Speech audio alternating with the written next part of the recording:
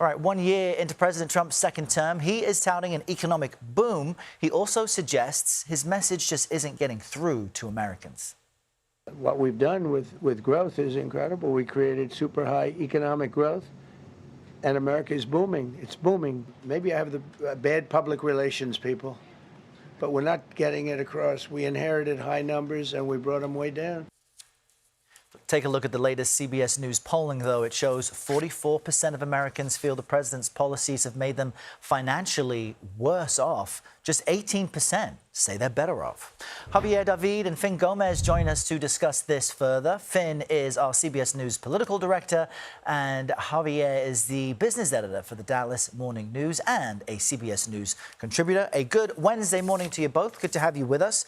Javier, let's start with you. Looking over the past year, uncertainty over tariffs may have hampered U.S. growth, but overall, what do you see as the big wins and losses for what is the Trump economy? Well, we're getting a lot of corporate earnings over the next several weeks. Regular citizens, it should be noted, still opening their wallets, however, begrudgingly. But there's a lot of volatility. There's a lot of threats surfacing in the world. And inflation is still lurking. Like 1 year in, some prices have come down, but others still remain elevated. And we have this very weird no hire, no fire labor market that's kept the unemployment rate below 5%. But finding a job when you're unemployed is increasingly tough. So you have added that into the whipsaw tariffs trade policy that makes things even more sort of unpredictable for both Wall Street and Main Street. And Finn, let's switch to Davos. The president was scheduled to discuss affordability. Viewers keep telling us that's the most important thing to them. But as we've now shown, Greenland may overshadow that, his intent for the U.S. to take it over. In Washington, is there a sense from Republicans the president may have to turn down his reach internationally in order to deliver better economically on the domestic front?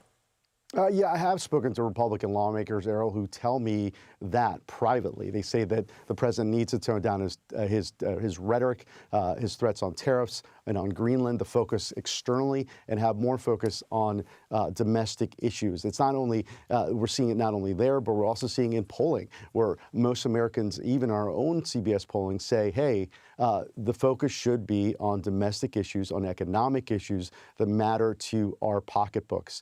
And I do think that as we gear up for the midterms, we're now fully in 2026, that this will be a big pivot by the administration to focus on those domestic issues that matter most to most Americans, Errol.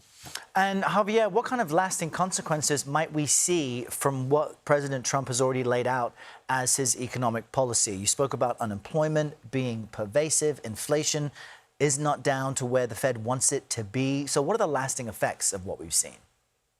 Well, I think affordability and predictability are going to be increasingly sort of hard fought. You have this era of high prices and anxiety over what people can afford to do, buy a house, get a car, anything that involves some sort of personal finance.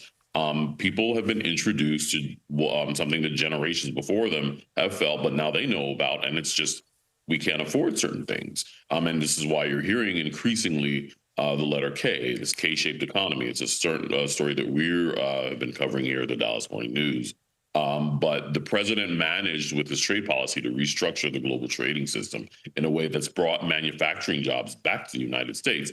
But the cost has been prices that still remain elevated. It's largely attributable to tariffs. And the government has managed to sort of inject political risk into private markets in a way that we haven't seen in decades. And it makes it hard for businesses and consumers to adjust.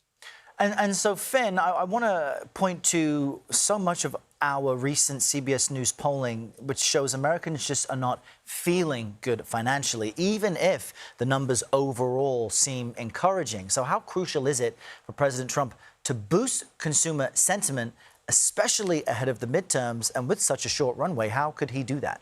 Yeah, Errol, that's a great question. And speaking to Trump administration officials and folks from his political operation, yes, that is a priority right now, to focus on, again, on these domestic issues, to focus on affordability, as Javier so eloquently put, because that is and continues to be at top of mind for most voters.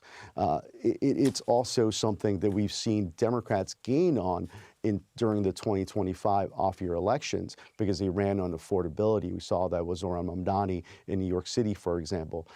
But in speaking to Trump officials, they tell me that they expect a positive economic uptick, if you will, when voters start getting some money back from their tax refunds.